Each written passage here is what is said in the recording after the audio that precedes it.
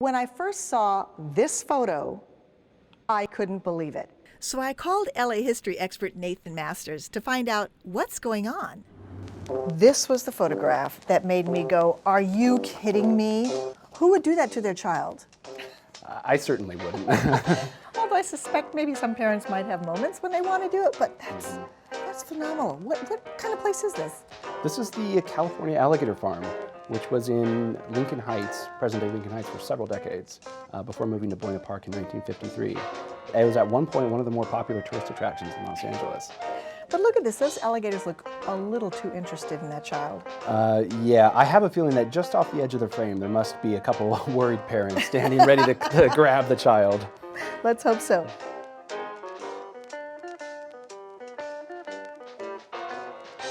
Well, who's this fellow, and what's he doing? It looks like he's tempting an alligator, just for the amusement of the crowd. With a live chicken. Didn't they have live chickens for food now then? They did feed, yeah, alligators loved to eat chicken. Here's another one, they're feeding him something. It looks like there were hundreds and hundreds and hundreds. Multiple hundreds. I mean, they advertised thousands of reptiles. Now, it wasn't just alligators. They had snakes and lizards. They had crocodiles, too. I see. And were they, I understand they're divided by size? How were they organized? Yeah, and they had to do that because alligators have a cannibalistic instinct. So if there is a smaller alligator around them, they'll just eat it. So the babies are kept in their own cage, in their own pond, and then the adult ones and the mid-sized ones, they were all kept separate.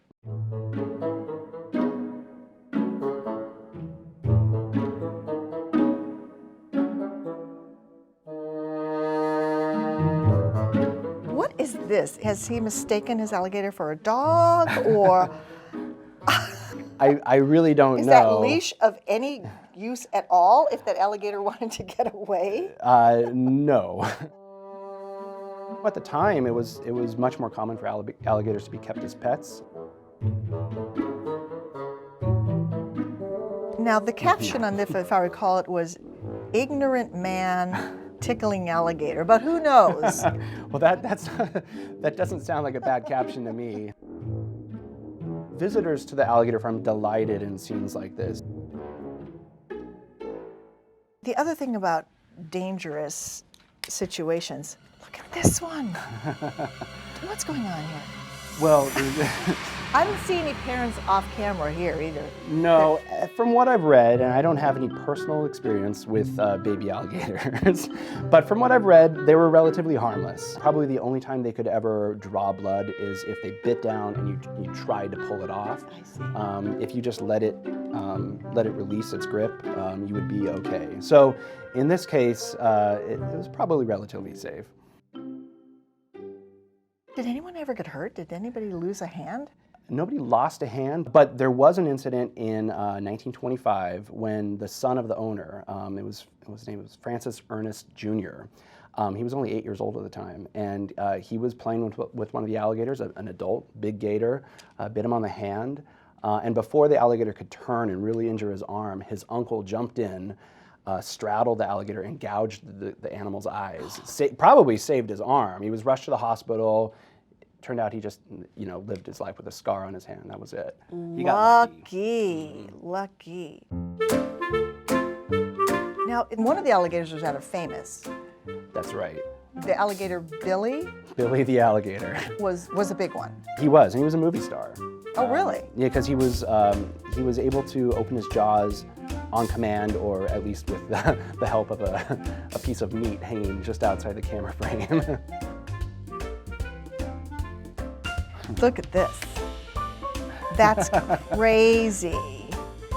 Knee deep in alligators, and these women, I don't know what they're eating. Well, it looks like they're the bottles of Coke. And it looks like they're being pretty careful to keep their feet out of the water. That's crazy. So they would offer people opportunities to interact like this? This could be a staged promotional photo. This is the only photo like this I've seen. Oh, okay. Yeah. So something, that wouldn't be the typical visitor's experience. No. Got it. Now this is all part of the entertainment side. So that is hilarious. Yeah, so they lure the alligators up this staircase. They would lure them? I think so. And then the alligators would voluntarily or involuntarily?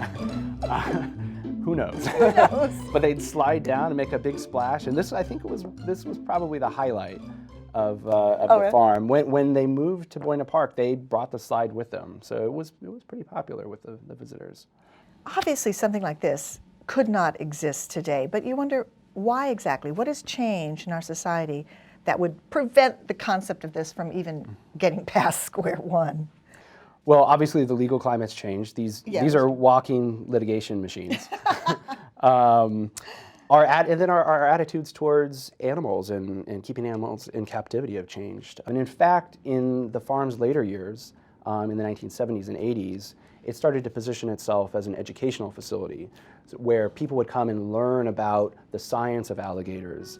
And so they tried to distance themselves from their origins as an amusement park.